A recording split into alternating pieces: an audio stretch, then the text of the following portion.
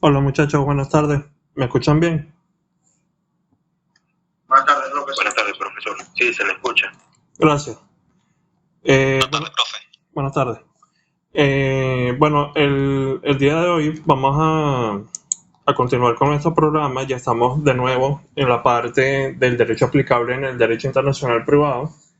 Y hoy vamos a ver el tema de la aplicación del derecho extranjero. Como nosotros vimos el día de ayer, las normas de conflicto, que son el último eslabón de la cadena de normas que tiene que ver el juez del foro a los fines de resolver el tema de cuál es el derecho aplicable al fondo de un asunto de derecho internacional privado, nos puede llevar a través de su consecuencia jurídica a que no solo sea el derecho venezolano el aplicable, sino que hayan situaciones en las cuales el derecho extranjero también pueda ser aplicable a una situación de derecho internacional privado, y es a lo que vamos a dedicar el tema del día de hoy. Un poco a modo de introducción, debemos ver que si bien en los temas siguientes nosotros vamos a profundizar sobre los problemas que puede conllevar la aplicación del derecho extranjero, como dice el profesor uruguayo Quintín Alfonsín, para entender mejor la aplicación del derecho extranjero tenemos que tener clara la naturaleza que se le asigna al mismo en el sistema jurídico del foro. Por eso es que hay que tener en cuenta una serie de teorías que vamos a ir viendo más adelante.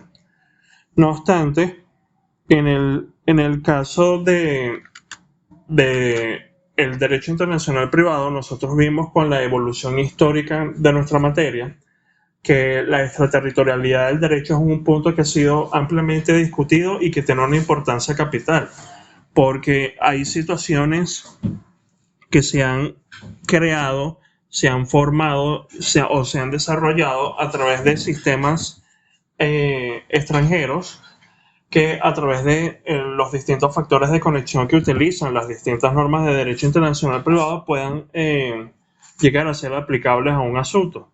Entonces, desde esos trabajos incipientes de Aldrich, Accurso, pasando por la escuela italiana, la francesa, la flamenco holandesa y la nueva escuela francesa, todos vemos que tratan el tema o trataban el tema de cuándo un derecho extranjero puede aplicarse en el foro y cuándo el derecho del foro puede aplicarse más allá de los límites territoriales del Estado que dictó ese asunto. Entonces, el asunto de la aplicación del derecho extranjero puede presentar problemas o dificultades porque entendemos que naturalmente los jueces de un Estado determinado se forman académicamente con base en un derecho específico, desarrollan su carrera profesional normalmente con base a un derecho en específico, pero en su tarea judicial pueden verse enfrentados al reto de tener que adentrarse en las especificidades de otro sistema jurídico a los fines de aplicar el mismo a un asunto que se esté llevando a cabo ante los tribunales venezolanos. Entonces, nosotros vimos que muchas de esas escuelas estatutarias tenían, sobre todo las de mayor corte territorial, como excepción la aplicación del derecho extranjero por un tema de soberanía.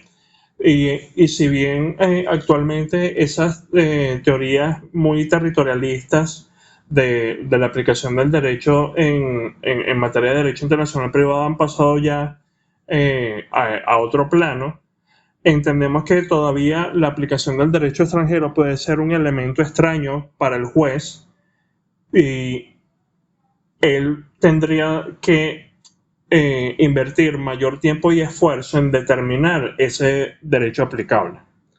Por eso es que es importante entre las normas de derecho internacional privado que terminamos de ver ayer y los problemas derivados de la aplicación del derecho extranjero que veremos la semana de arriba, luego de Semana Santa, es entender la naturaleza del derecho extranjero. Y para eso vamos a ver una serie de teorías. En primer lugar, tenemos a la teoría fáctica o a la tesis fáctica, la cual indica que el derecho extranjero, indicado por la norma de conflicto, no puede asimilarse al derecho del foro en el sentido de que tenga también un estatus jurídico, sino que debe entenderse como un hecho. Es decir, su naturaleza es fáctica, más no jurídica. ¿Qué consecuencias tiene esto? Que al tomarse el derecho extranjero como hecho, el mismo no es de obligatoria aplicación por el juez del foro y solo será aplicado en la medida en que las partes lo aleguen y lo prueben correctamente.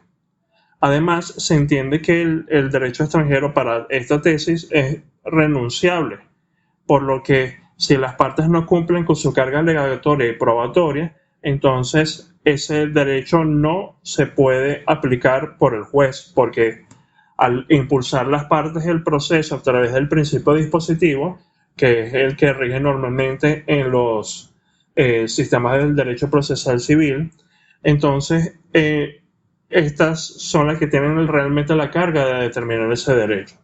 Esto que implica también desde el punto de vista procesal y tomando de base nuestro sistema venezolano, que el derecho extranjero no se podría alegar en segundas instancias por el hecho de que ya hay una litis trabada en cuanto a los hechos que no pueden modificarse a menos de que hayan causas justificadas para ello. Y en caso de que haya un error en la aplicación de ese derecho extranjero, básicamente la parte que pueda tener un gravamen a raíz de esa sentencia tendrá entonces, no podrá ejercer los recursos procesales sobre errores de derecho. Nosotros vamos a ir viendo que a través de algunas otras tesis se abre la brecha de los recursos procesales, no solo para el derecho nacional, en este caso el derecho venezolano, sino también para el derecho extranjero. ¿Cuál es la crítica que se le plantea a la tesis fáctica sobre la aplicación del derecho extranjero? Que dicho criterio es contrario a la lógica. ¿Por qué? Porque un derecho no puede mutar en su naturaleza jurídica dependiendo de la nacionalidad y dependiendo de si el sistema en el que es aplicado es uno distinto al cual en el cual fue dictado o no. Es decir, no tiene mucho sentido el hecho de que nosotros digamos, ok, derecho venezolano para juez venezolano es derecho, pero derecho extranjero para juez venezolano es hecho. Porque allí además estamos poniendo, de cierta manera, al derecho venezolano en un nivel de supremacía, porque entonces estamos diciendo, ok, derecho venezolano tiene que ser aplicado bien, aplicado obligatoriamente por el juez lo tiene que aplicar en virtud del principio de iura no dicuria, lo debe averiguar, incluso a pesar de que las partes lo hayan alegado incorrectamente. Pero en el caso del derecho extranjero, nosotros diríamos, ok, si las partes me lo alegan y me lo aprueban bien, si no me lo alegan ni me lo aprueban, no lo aplico. Si me lo alegan y lo aprueban incorrectamente, tampoco lo voy a aplicar porque está incorrectamente alegado o probado en el juicio. Entonces eso lleva mucho a que finalmente se aplique el derecho del foro y como vimos ayer, la idea del derecho internacional privado no es favorecer uno u otro derecho, sino favorecer la mejor solución a los problemas derivados de las relaciones jurídicas internacionales. Eso puede llevar a que el caso sea solucionado a través del derecho venezolano como a través del derecho extranjero. Frente a la tesis fáctica y derivadas de estas críticas que les acabo de hacer mención, surge la tesis jurídica. La tesis jurídica que nos plantea que el derecho extranjero se debe tomar como un verdadero derecho. ¿Esto qué consecuencia tiene? Que el juez deberá aplicar el derecho extranjero en virtud del principio iura novit curia. Pero en el ámbito del derecho internacional privado, el principio iura novit curia tiene una dimensión y una implicación distinta a la del derecho interno. ¿Por qué? Porque en el caso del derecho internacional privado, el juez tendría, en virtud del principio de iura novit curia, el deber de determinar el derecho extranjero, el de conocer a partir de esa investigación su contenido y aplicarlo de conformidad con las fuentes, criterios de interpretación, orden de prelación de fuentes, normas de vigencia temporal, de vigencia interterritorial que se establecen en ese otro sistema.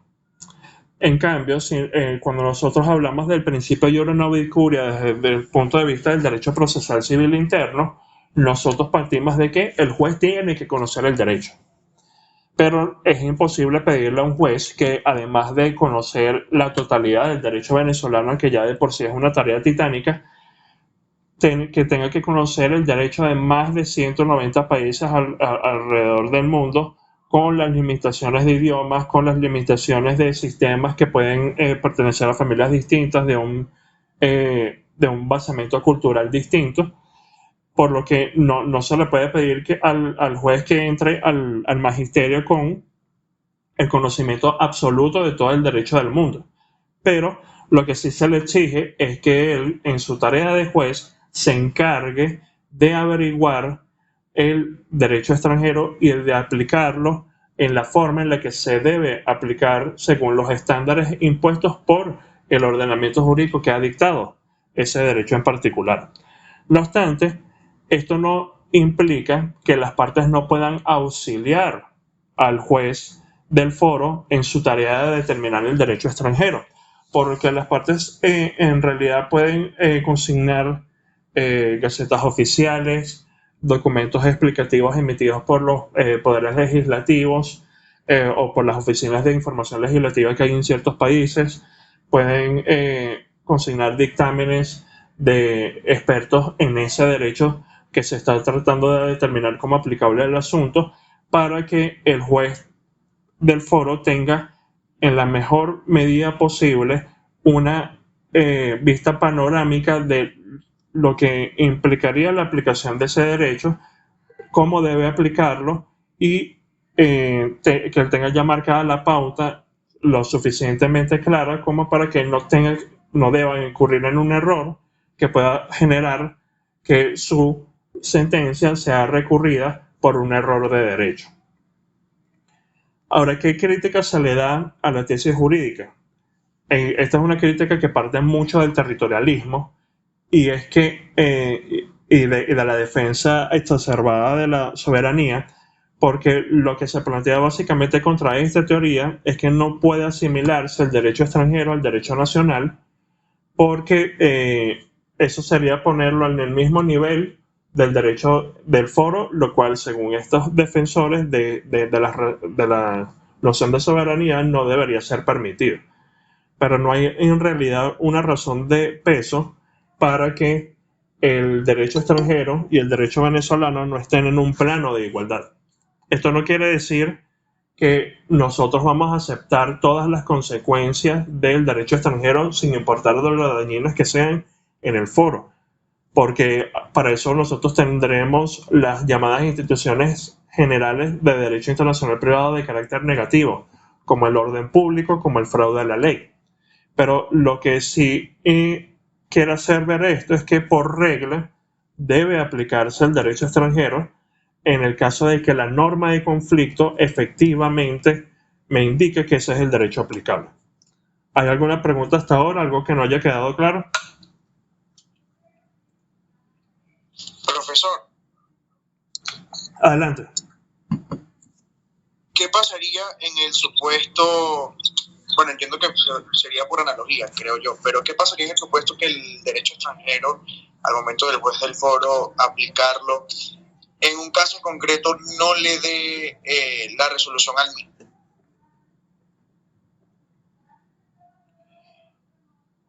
Creo que te dejamos de oír, o al menos yo te dejé de oír. Profe, ¿me escucha? Ahora sí, Orlando. Ok, mi pregunta es la siguiente. Si el juez del foro tiene que aplicar derecho extranjero a un caso en concreto y ese derecho extranjero no le da una resolución al mismo, ¿él deberá hacerlo por analogía o cómo sería en ese caso, profesor? Ahí se tendrán que aplicar las fuentes supletorias del derecho extranjero. Así como nosotros tenemos un artículo 4 del Código Civil que nos indica que en caso de no existir una norma se pueden aplicar la analogía y los principios, el juez venezolano deberá atender a las fuentes supletorias del derecho extranjero. Cuando yo hablo de que el juez venezolano tiene que aplicar el derecho extranjero, no me refiero solo a que debe aplicar las normas de derecho positivo y escritos que han sido promulgadas por los distintos poderes legislativos del mundo, sino que se tiene que aplicar el ordenamiento jurídico en su conjunto, lo que quiere hacer ver que en el caso que nos plantea Orlando, y que es muy relevante tenerlo claro, si hay una situación jurídica que nos indica la norma de conflicto venezolana que tiene que ser estudiada a partir de un ordenamiento jurídico extranjero, y en ese ordenamiento jurídico extranjero no hay una norma que específicamente me resuelva el problema, el juez venezolano tendrá entonces que atender a esas fuentes supletorias. En la mayoría de los países se aplica eso de analogía y de principios, pero hay que tener muy claro que no es analogía de aplicar el derecho extranjero, sino de aplicar la solución que esté prevista en ese derecho extranjero que sea similar al supuesto de hecho que no está específicamente, que no se encuentra específicamente en ese mismo derecho extranjero. No se puede utilizar la excusa, por así decirlo, de no encontrar una norma específica en el derecho extranjero para yo bajar y aterrizar en el derecho venezolano. Se tiene que agotar todas las fuentes de ese derecho extranjero para aplicar una solución, y en todo caso tendremos la base de los principios que en la mayoría de los asuntos tienen una solución residual en el caso en concreto. No sé si con eso te aclaré la duda, Orlando, o hay algo que está pendiente. No, profe, me queda claro, gracias. Chévere.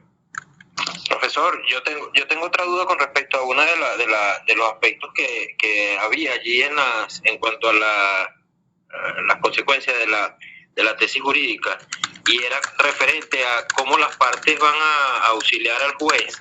O sea, no me quedó bien claro del todo, porque no veo cómo pudieran auxiliar al juez. No sé si enseñándole o mostrándole el derecho del cual tengan conocimiento, o no sé cómo sería allí. No sé si podría, por favor, aclararme esa parte. Sí. Donde las partes auxilian al juez. Gracias, profesor. Sí, claro. En ese caso, ¿qué es lo que ocurre? Y eso nos ocurre a cualquiera de nosotros sin tener que ser jueces. Cuando nosotros nos enfrentamos a una situación en donde por alguna razón X tenemos que investigar derecho extranjero, nosotros tratamos de ir a fuentes normativas, sitios oficiales de poderes legislativos, oficinas de información legislativa. Hay ciertos países que tienen sitios web específicamente dedicados a establecer cuál es todo el derecho vigente en un momento determinado, en sus fuentes legales y sublegales igualmente, en donde hay unas fuentes de información acertadas para los efectos de ese derecho aplicable. Entonces, esa misma tarea se va a enfrentar el juez. El juez también va a tratar de buscar esos sitios web, esa información que está, por ejemplo, en alguna compilación de ese derecho en particular, y tratará de ver también opiniones de expertos de ese derecho, puede ser doctrinarios, para guiarse en ese camino de ubicar la norma específica que él debe encontrar, o el conjunto de normas que específico debe tomar en cuenta a los fines de la resolución de ese derecho, porque él, desde el principio del Iura Nobis Curia, tiene esa tarea. ¿Qué pueden hacer las partes? Las partes les pueden facilitar el camino al juez, indicándole, mira, a través de esta información obtenida de esta fuente, se determina que el derecho vigente respecto a este aspecto discutido en esta controversia es el siguiente, y se le presenta, por ejemplo, diario oficial, gaceta oficial, boletín oficial, cualquier figura equivalente a la Gaceta Oficial de Venezuela. Se le puede presentar sitios de información legislativa, como hay en muchos países, y como por ejemplo tienen el Consejo de la Unión Europea sobre aspectos generales del derecho de cada uno de esos países. Se le puede presentar dictámenes de expertos, porque nosotros desde una visión muy tradicional, cuando nosotros vemos el litigio, nosotros vemos que al juez no se le puede decir el derecho. Eso ocurre, y eso es cierto desde el punto de vista del derecho venezolano, pero yo no le puedo dejar... el juez tiene la tarea en el derecho extranjero también de buscarlo, pero yo como parte, sobre todo para yo asegurar que el derecho se va a aplicar correctamente y en defensa de la posición procesal que yo estoy defendiendo en ese juicio, me puedo también poner como tarea facilitarle al juez ese camino a través de distintos medios. Hay prueba, básicamente un régimen de prueba libre, siempre que sea una prueba idónea a ese aspecto. Entonces, ahí básicamente las partes tienen la posibilidad de acudir a cualquier medio que sea idóneo para presentarle al juez el contenido y la forma en la que debe ser aplicado ese derecho extranjero. Pero ¿qué ocurre, por ejemplo, si las partes no lo hacen? En el ámbito de la tesis jurídica, eso no tendría relevancia porque el juez debe averiguarlo. ¿Qué pasa si las partes se lo presentan? Ok, el juez puede tomar ese trabajo como una base, pero él no se debe confiar necesariamente en esa información, sino que también debe emprender su tarea de hacer un doble check, una investigación a los fines de confirmar que ese sea el derecho aplicable, porque a final de cuentas, y creo que en eso estamos todos claros, cada parte en un juicio alega y prueba según la conveniencia de su posición. No va a ir en perjuicio de consciente de la posición que está defendiendo en ese proceso. Por eso el juez, como tercero imparcial, tiene que darse a la tarea de averiguar ese contenido del derecho extranjero. Pero eso, de nuevo, puede ser a través de cualquier medio idóneo que las partes puedan darlo. Y cuando hablo de idóneo, lo utilizo en una forma analógica a lo que entendemos en el derecho probatorio. Cuando hablo de idoneidad, es que efectivamente lo que se le está presentando al juez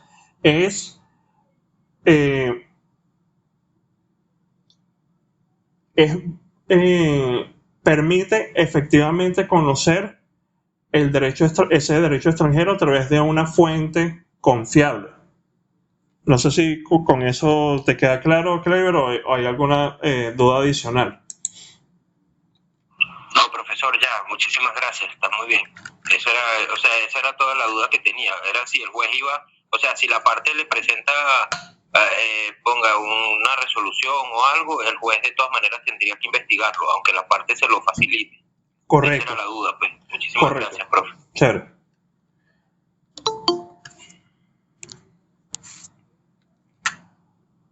Ahora, si bien la tesis fáctica y la tesis jurídica tienen un mayor nivel de importancia dentro del ámbito de la aplicación del derecho extranjero, y vamos a ver que esas son básicamente las dos tesis que se han plasmado en nuestras fuentes del derecho internacional privado venezolano, también vale la mención de dos tesis en el ámbito del derecho extranjero, que son la tesis de la nacionalización y la tesis del uso jurídico. En el caso de la tesis de la nacionalización, se parte de la idea de que un Estado solo puede aplicar su derecho.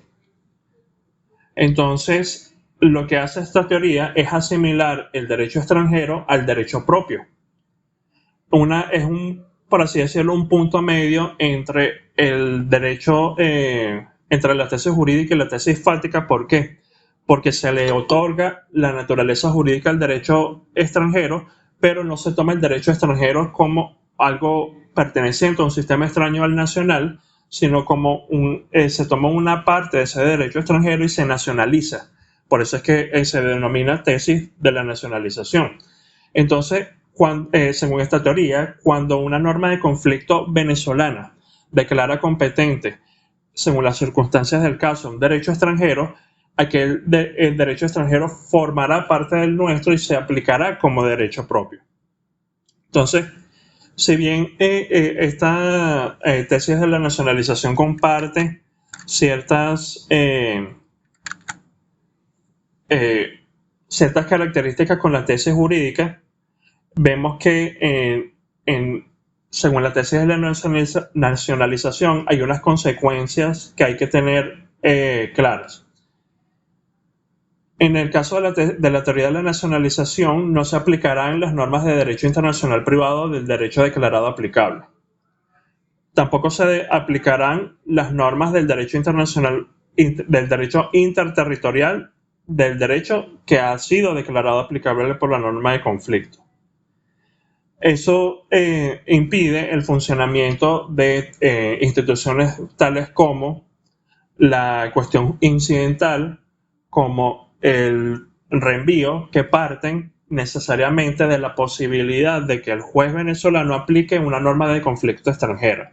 Eso lo vamos a ver con calma con las distintas instituciones generales del derecho internacional privado venezolano, pero tenemos entonces que tener allí en consideración esa consecuencia.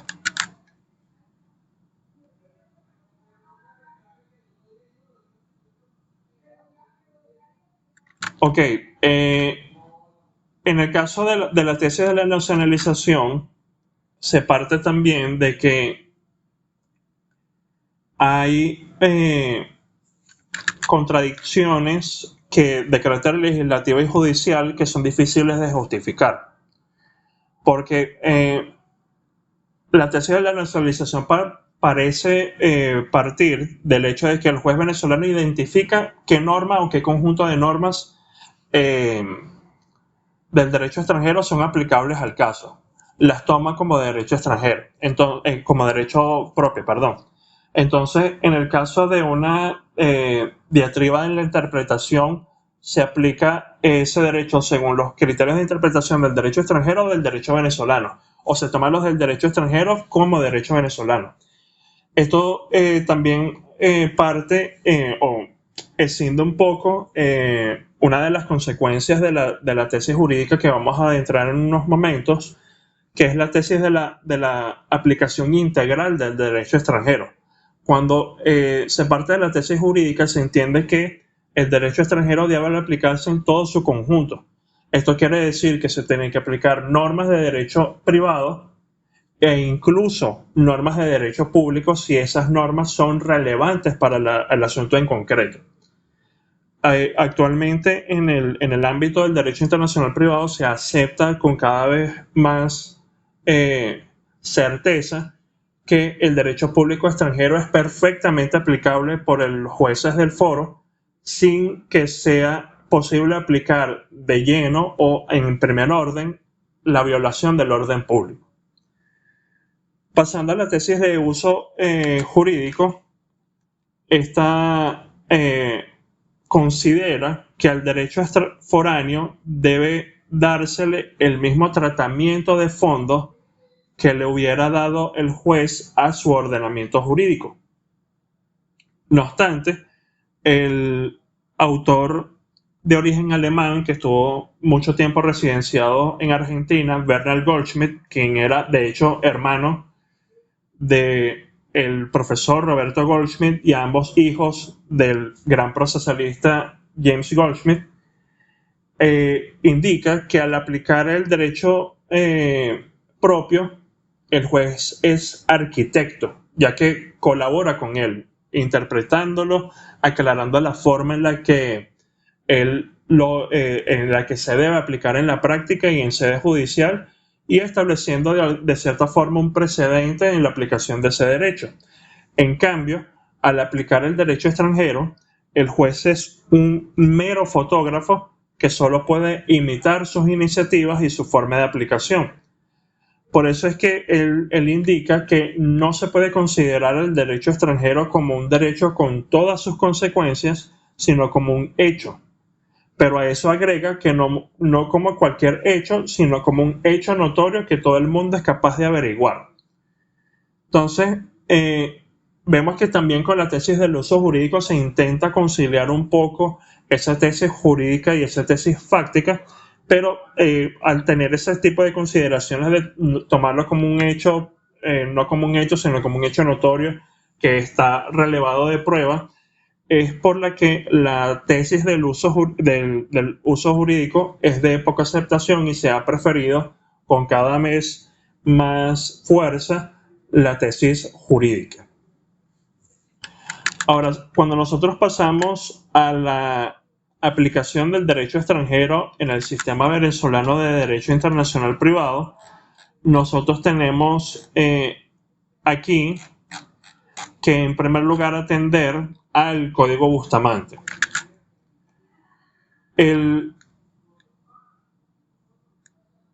Código Bustamante, vemos que la aplicación del derecho extranjero está regulada entre los artículos 408 al 412. Allí se establece en primer lugar que los jueces y tribunales de cada estado contratante aplicarán de oficio, cuando proceda, las leyes de los demás sin perjuicio de los medios probatorios a que este capítulo se refiere.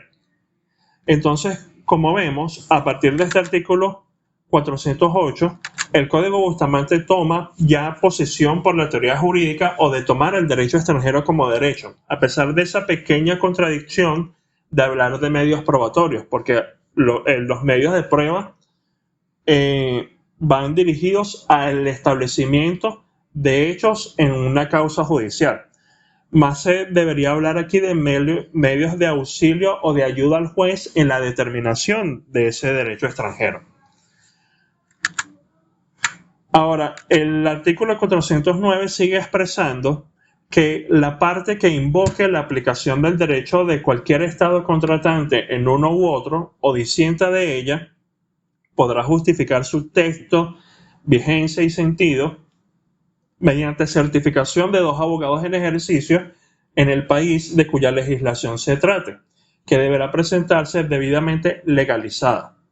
Esto es básicamente lo que se conoce en la práctica del litigio internacional, y esto es muy utilizado también en el arbitraje internacional, como los dictámenes jurídicos, experticias de derecho o los testigos expertos, en donde normalmente en ese tipo de litigio, y sobre todo ocurre en el arbitraje internacional, se presenta un dictamen de un abogado experto en ese derecho determinado para que rinda su declaración sobre la aplicación de ese derecho, y en ese tipo de sistemas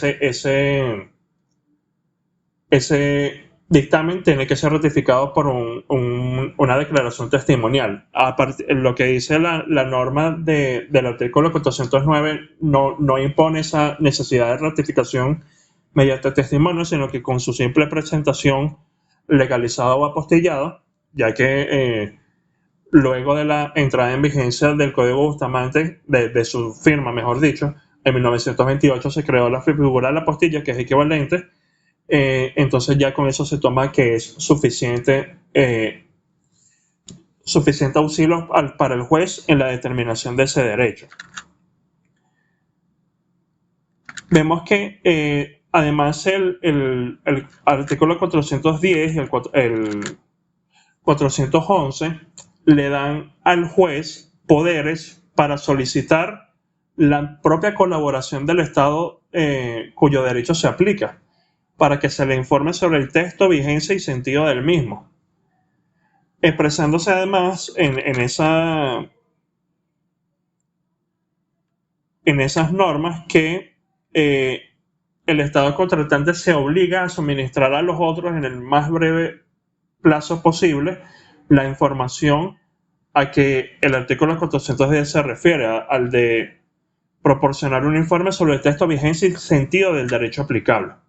Aquí básicamente vemos que son medios de cooperación judicial internacional que no están ya dirigidos a la evacuación de una prueba que está destinada al establecimiento de un hecho, sino medios de cooperación judicial internacional a los fines de que las autoridades competentes del Estado requerido declaren que de qué forma se tiene que aplicar ese derecho extranjero. ¿Hay alguna pregunta hasta ahora? ¿Hay algo que no haya quedado claro?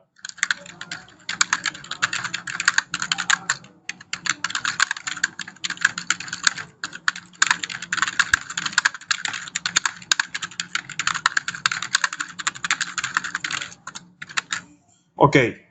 Buenas tardes, profesor. Sí, adelante, Juan. ¿Cómo estás? ¿Me escuchas? Sí, te escucho. Perfecto. Si el juez va a tomar en cuenta, o el juez va a tomar en cuenta el derecho extranjero, él tiene que tomar también el orden de prelación de todas estas fuentes que estén vigentes en el ordenamiento jurídico extranjero o foráneo. Correcto. En el mismo orden correspondiente. Correcto. Porque, por ejemplo, si yo voy a tomar en cuenta un ordenamiento jurídico de determinada nación, pero esa determinada nación se rige por un orden de prelación distinto al conocido por nosotros o al relativamente aplicable el derecho internacional, y resulta que él dice, bueno, yo aplico la jurisprudencia, por decir algo, como orden de prelación fundamental. Yo tengo que adaptarme a ese criterio, a ese orden de prelación de ese Estado que yo voy a aplicar el derecho extranjero. No sé si me explico bien. Sí, se tiene que adaptar a eso. Eso implica que, por ejemplo, habrán estados en donde la ley tal vez tenga un rango distinto al que tiene el derecho venezolano. Habrán estados en donde el precedente judicial sea fuente obligatoria de derechos en ese sistema, lo cual tendrá que ser tomado en cuenta por el juez venezolano, y en general el juez, de nuevo, tendrá que aplicar el derecho extranjero tal cual como lo debería aplicar el juez de ese estado determinado. Si ese juez tiene que aplicar tal o cual orden de prelación de fuentes, tal o cual criterio de interpretación, tal o cual fuente distinta a la que prevé nuestro sistema, eso tendrá que ser atendido también por el juez venezolano en un caso de derecho internacional privado, en donde ese derecho sea declarado aplicable por la norma de conflicto. Ahí no se puede hacer, por así decirlo, tomar solo secciones o normas de ese derecho y aplicarlo según lo que diga el derecho venezolano, según el criterio de interpretación del derecho venezolano o según el orden de prelación de fuentes. Por eso es que se tiene que aplicar ese derecho extranjero de forma panorámica, tal cual como lo aplicaría ese juez extranjero. ¿Querías agregar algo más, Imar? Por ejemplo, si yo quería aplicar un derecho extranjero de un sistema distinto, por ejemplo, como el Common Law, que tiene como fuente fundamental la jurisprudencia, evidentemente yo tengo que tomar ese mismo orden de prelación y acatar la jurisprudencia como fuente fundamental. Sí, correcto. No lo vas a aclarar, esa era la pregunta. Sí, se tiene que aplicar esa jurisprudencia en la misma forma, con el mismo carácter y con las mismas consecuencias de su aplicación que tiene ese ordenamiento. Si hay un precedente en ese estado que es aplicable al caso que está conociendo el juez venezolano, y ese precedente es obligatorio en el sistema en el cual fue dictado, también va a ser obligatorio que sea aplicado por el juez venezolano en el caso de derecho internacional privado. Entiendo, profe, gracias. Disculpe. Chévere. Finalmente, dentro del Código Bustamante tenemos este artículo 412, que también ya nos marca una consecuencia importante en la aplicación del derecho extranjero. Y es que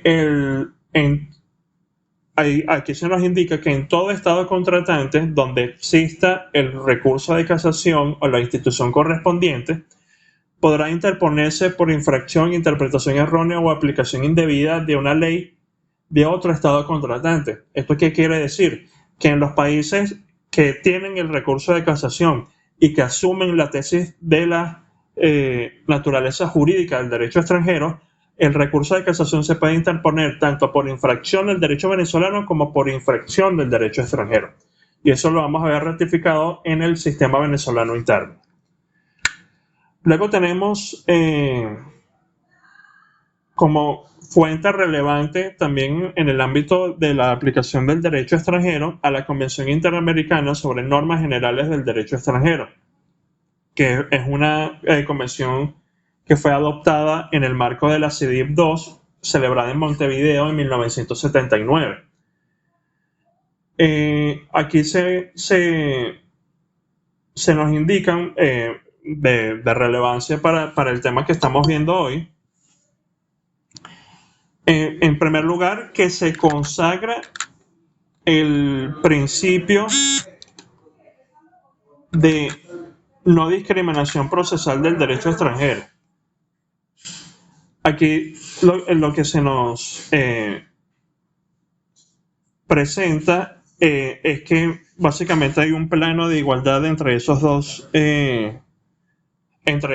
dos ordenamientos jurídicos y no puede haber, por la mayor dificultad que tenga la averiguación de ese derecho extranjero, el que se prefiera la aplicación del derecho venezolano. En el artículo 2 de la Convención Interamericana sobre Normas Generales de Derecho Internacional Privado se establece lo siguiente: los jueces y autoridades de los estados partes estarán obligados a aplicar el derecho extranjero tal cual como lo harían los jueces del estado cuyo derecho resultare aplicable, sin perjuicio de que las partes puedan alegar y probar la existencia y contenido de la ley extranjera invocada, que es una norma equivalente a una que vamos a tener en la Ley de Derecho Internacional Privado y que vamos a ver en unos momentos. Sobre esta norma y sobre este tratado en general se ha expresado que se toma partido por la tesis de la teoría del uso jurídico de Bernard Goldschmidt, lo cual no es del todo descabellado porque Bernard Goldschmidt fue, junto con nuestro profesor Gonzalo Parra Aranguren, uno de los grandes impulsores y redactores de esta convención. Tanto Bernard Goldschmidt como Gonzalo Parra Aranguren fueron en su momento grandes impulsores de la tarea que llevó a cabo la CIDIP en sus distintas facetas, en sus distintas ocasiones en que se celebró. Luego tenemos a la Convención Interamericana sobre Prueba e Información acerca del Derecho Extranjero. Y aquí vemos que se habla de prueba e información para adoptar en un mismo instrumento las dos tesis dominantes, la de la naturaleza fáctica y la de la naturaleza jurídica del derecho extranjero. Por eso se habla de prueba en el caso de la tesis fáctica e información en el caso de la tesis jurídica.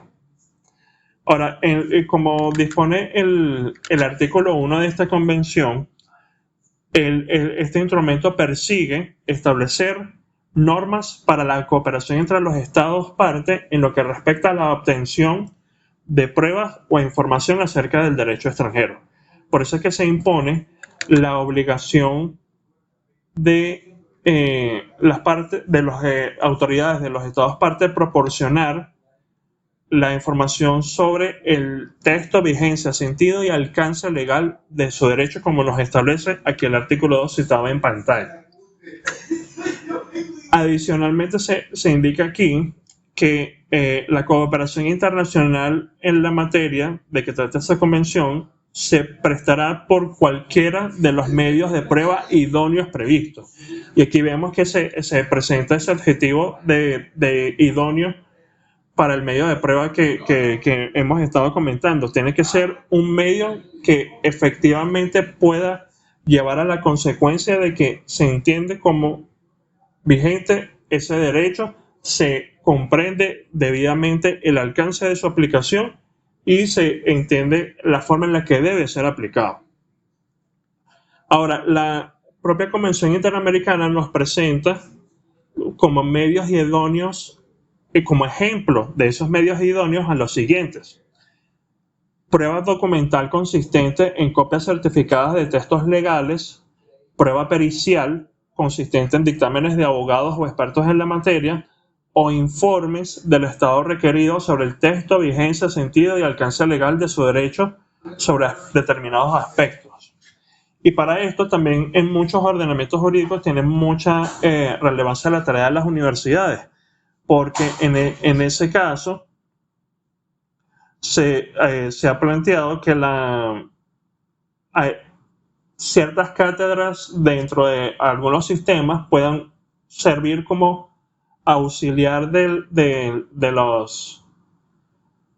las autoridades de ese estado a los fines de responder estos requerimientos de información acerca de ese derecho determinado. Entonces, vemos que la Convención Interamericana nos abre ese ámbito de posibles aspectos de posibles medios que puedan ser utilizados para la prueba de ese derecho foráneo.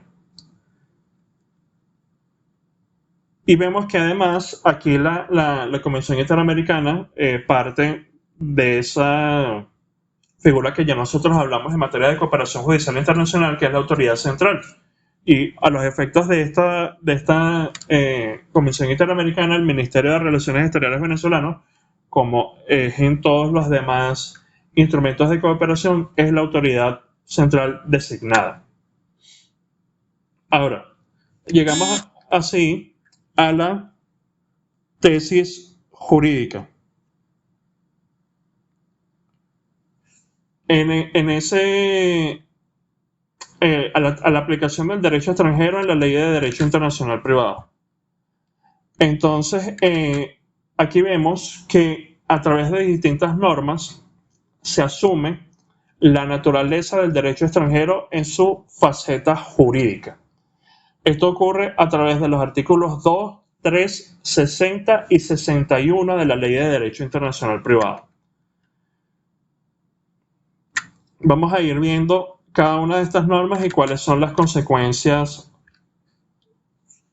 de su aplicación.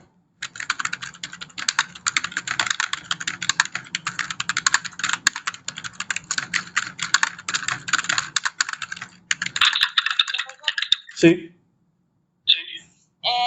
No me quedó claro algo en cuanto a la Convención Interamericana sobre prueba e información acerca del derecho extranjero. Mi duda es, a ver si estoy bien, y okay. Es que la Convención acoge las dos tesis, la tesis jurídica en cuanto a la información y la tesis fáctica en cuanto a las pruebas. Es así, ¿verdad? O sea, las pruebas se van a regir por el derecho del foro. Ajá. Y la información...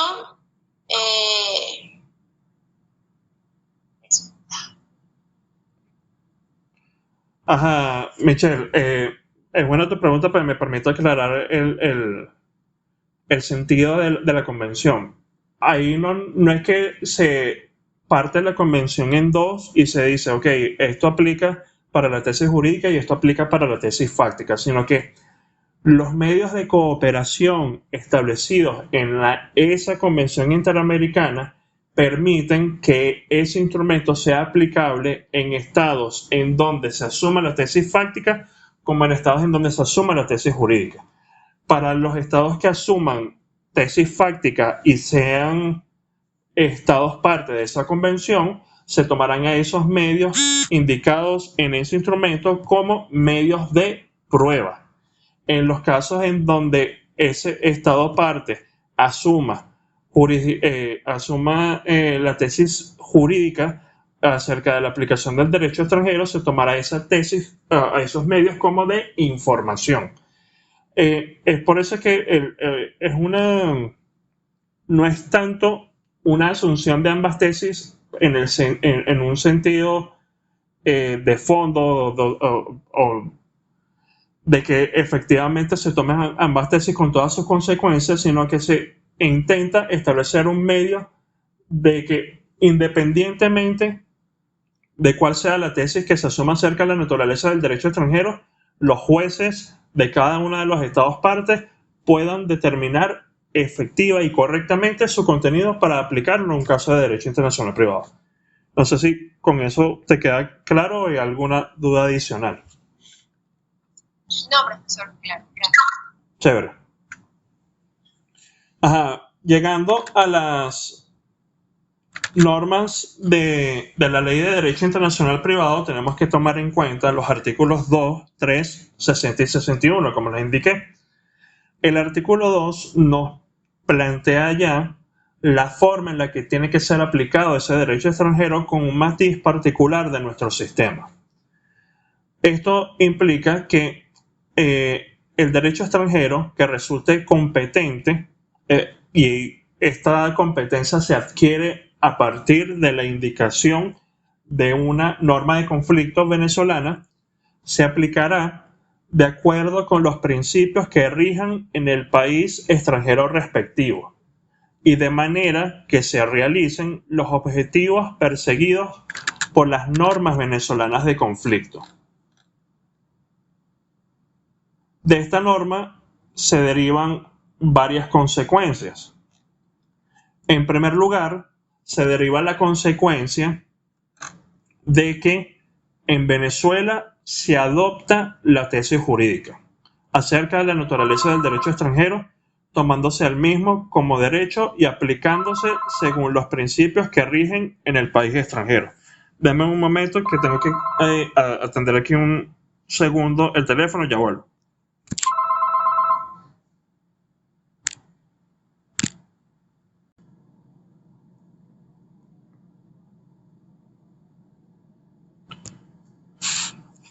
Muchachos, disculpen.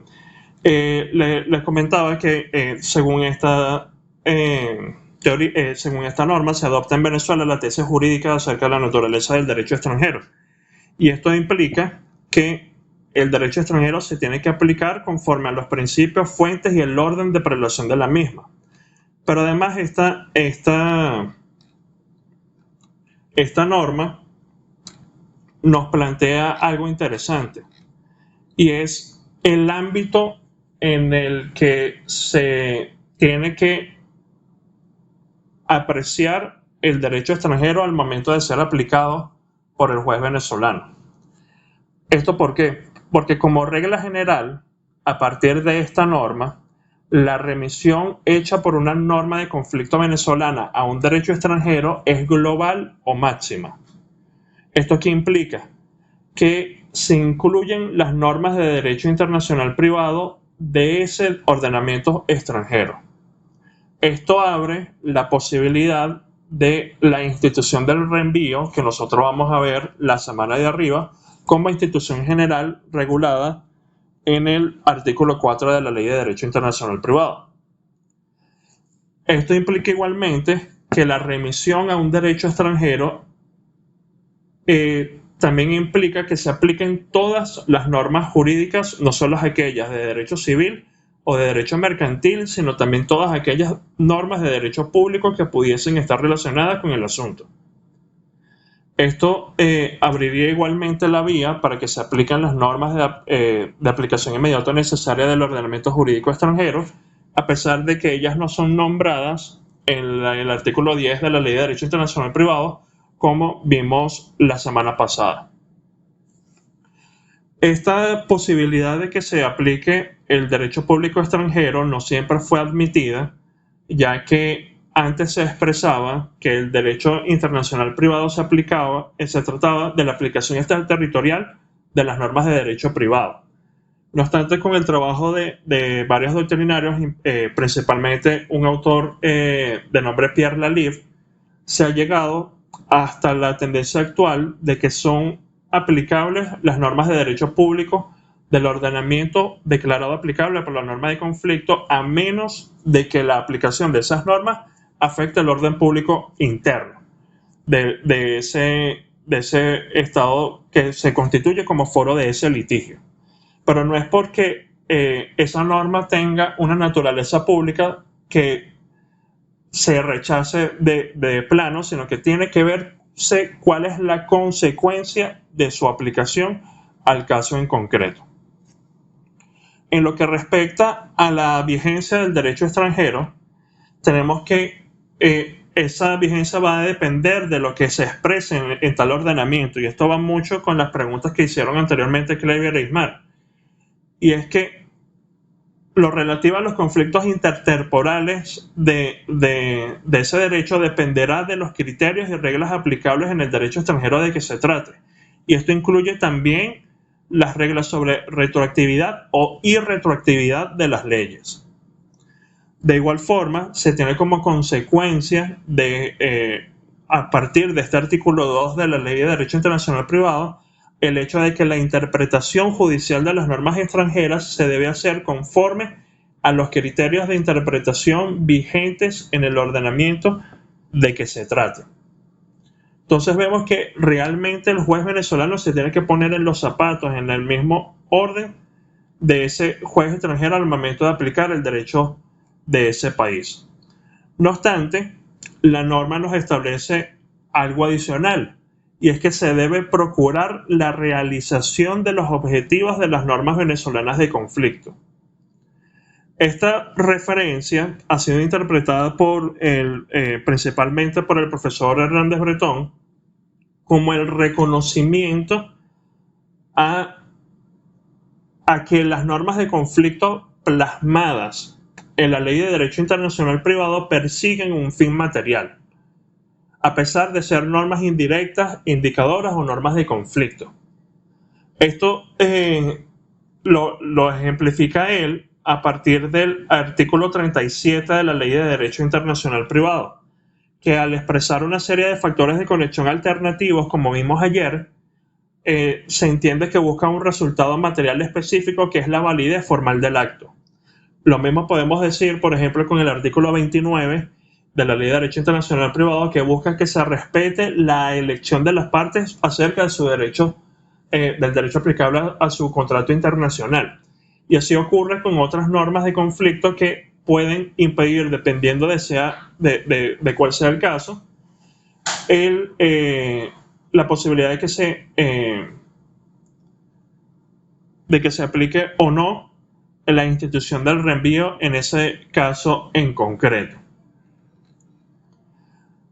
Luego pasamos al artículo 3.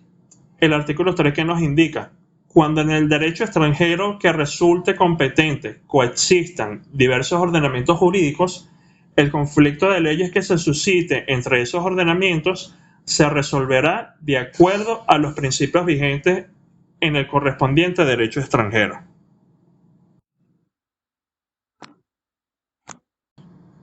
Y el mismo no estipula recursos de casación. Es que no se aplica, ahí tenemos que entender lo siguiente. Recuerda que el proceso se regula según el derecho del juez que conoce el caso. Entonces ahí no importa si el derecho extranjero admite o no casación, sino si el derecho venezolano admite o no casación en ese caso. Pero recuerda que aquí estamos hablando de derecho aplicable al fondo, no al proceso. Entonces, cuando hablamos de que el juez tiene que aplicar el derecho extranjero, no es que él va a aplicar, por ejemplo, si hay o no apelación, si hay la citación tiene que ser personal o no, si hay tal o cual plazo para contestar. No, eso no es lo que vale aplicar a partir del artículo 2, sino que él va a aplicar, por ejemplo, si una persona tiene tal o cual obligación, cuál es la extensión del daño que él debe resarcir en el caso del incumplimiento de esa obligación legal o contractual. Es ese tipo de aspectos de fondo.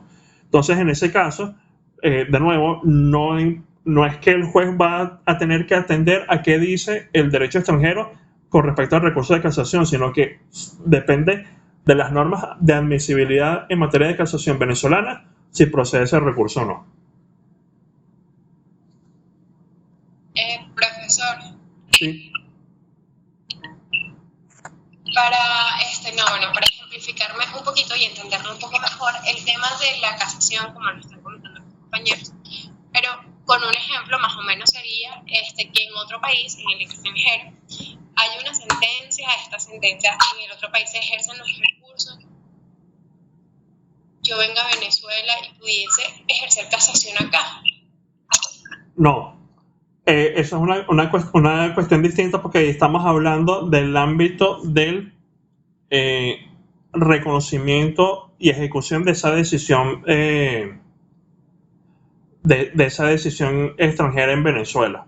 Eso no implica que esa decisión extranjera pueda ser recurrida aquí en Venezuela, no. Porque de hecho, si todavía están abiertos recursos en el ordenamiento jurídico extranjero, esa sentencia ni siquiera puede ser reconocida en Venezuela porque no tiene carácter de cosa juzgada. Lo que implica la admisibilidad de la casación en materia de derecho extranjero es lo siguiente. Por ejemplo, está conociendo el juez venezolano un asunto en materia de filiación.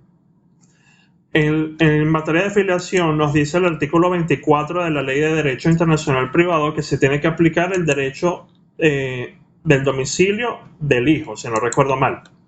Entonces, ese derecho del domicilio del hijo es por ejemplo, el derecho ecuatoriano porque ese hijo está domiciliado en el Ecuador. Eso implica entonces que se tienen que aplicar las normas del derecho ecuatoriano a ese asunto de filiación. Entonces, ahí puede ocurrir que el juez venezolano obvie esas normas de Ecuador y aplique el derecho venezolano, sin justificar la razón por la cual llega al derecho venezolano. Entonces allí la parte que se entiende lesionada por esa decisión del tribunal venezolano puede ejercer un recurso de casación indicando lo siguiente, que no se ha aplicado, 1, la norma de conflicto venezolana establecida en el artículo 24 y 2, el derecho aplicable según esa norma. Porque eso es muy importante y me sirve, Michelle, tu pregunta para establecer eso. Normalmente los recursos de casación por el derecho extranjero se incluye también la norma de conflicto que ha sido inaplicada, que se aplicó falsamente o que se interpretó de una forma incorrecta. Pero eso no es que tenemos una decisión extranjera y se recurre en casación aquí en Venezuela, no. Es que tenemos un caso de derecho internacional privado en Venezuela cuyo derecho aplicable al fondo es extranjero y que es aplicado incorrectamente en alguna de las formas previstas en materia de casación por el juez venezolano. No sé si con eso te queda claro, Michelle, o hay alguna pregunta adicional. No, profesor, claro, muchas gracias. Profe. Sí, Orlando. En esas situaciones no vamos a atender si hay un convenio entre ambos países relacionados, ¿correcto? O sea, allí en esos supuestos se descarta ese tema de los tratados. En materia de aplicación del derecho extranjero va a depender, los tratados están básicamente involucrados si, por ejemplo, es aplicable el Código Bustamante. El Código Bustamante tiene normas sobre la aplicación del derecho extranjero. Si es aplicable el derecho venezolano, la Ley de Derecho Internacional Privado para determinar el derecho aplicable al fondo del asunto, porque no hay ningún tratado, pero queremos averiguar el derecho de un Estado que es parte de la Convención Interamericana sobre Prueba de Información del Derecho Extranjero. Ahí tenemos que se involucra un tratado internacional, pero no a los fines de derivar la norma de conflicto, sino para establecer las herramientas al juez para determinar el contenido, el texto y la vigencia de ese derecho extranjero. Entonces, ahí, tal vez en el ámbito de la aplicación del derecho extranjero, los tratados internacionales sean de aplicación más reducida, pero eso no quiere decir que no se van a ver involucrados. Incluso vamos a tener casos en donde, por ejemplo, la norma de conflicto que se aplica es la de la Ley de Derecho Internacional Privado, pero los medios que se utilizan para determinar el contenido del derecho declarado aplicable por la norma de conflicto son los establecidos en un tratado internacional.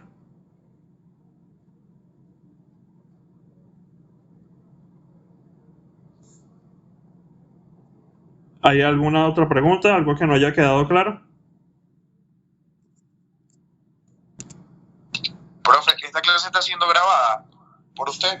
Sí, hubo un momento con una interrupción que se paralizó, pero la volví a iniciar. Van a tener varias partes en YouTube, pero van a tener la clase. Buenísimo, profe, gracias. Chévere. Entonces, la semana siguiente a Semana Santa, vamos a comenzar a ver las instituciones generales del derecho internacional privado. Hay que ser que en la medida de lo posible vayan revisando esos materiales porque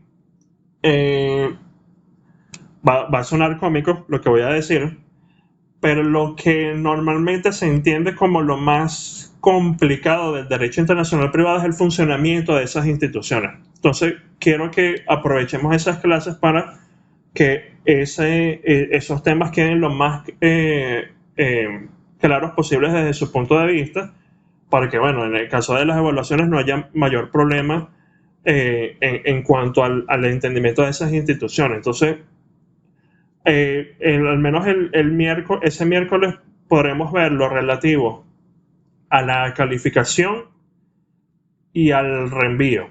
Entonces pueden ir adelantando con los materiales disponibles en la carpeta compartida esos temas para irlos estudiando entonces en esa clase. De nuevo, ¿alguna pregunta o algo que no haya quedado claro? No respecto al tema, pues, sino una pregunta en general. ¿Usted en este segundo periodo planea hacernos alguna evaluación o solo vamos a tener el examen parcial? Sí, va a haber una evaluación adicional, ya no va a ser la elaboración de un escrito como en el caso del primer parcial, pero va a estar sobre todo, creo que dirigida a la resolución de problemas o a través de un quiz o el análisis de normas de conflicto. Igual yo eso lo estoy actualmente planificando y ya cuando tenga la evaluación que efectivamente se hará, como estamos todavía en régimen de distancia, para que entonces estemos claros en ese tema. Pero sí va a haber una evaluación adicional al parcial en este caso. El parcial no va a ser en la totalidad de los 20 puntos. Muchas gracias, profesor. Chévere. Entonces, bueno. ¿Y tiene pensado cómo va a ser distribuido esa actividad con respecto del parcial? Todavía no lo tengo establecido, pero no va a ser un impacto tan grande como en el caso de los escritos, del escrito y la defensa que tuvimos en el primer parcial, pero sí sé que pienso yo, tal vez puedan ser unos 5 o 6 puntos de este segundo corte, pero eso igual en lo que ya yo tenga determinado esos asuntos se los haré saber de inmediato. Oscarina, ahorita se me desconectó el chat en la computadora, pero vi tu mensaje, lo tengo presente, tu correo, disculpa que no te he podido responder. También tengo una duda que me había planteado, creo que Michelle por correo electrónico, en lo que pueda hacer, les responda por allí sobre el examen parcial. Entonces, si no hay alguna otra pregunta, algo que no haya quedado claro, nos vemos la siguiente Semana Santa y espero que pasen un buen asueto todos. Que estén bien. Gracias, profesor. Gracias,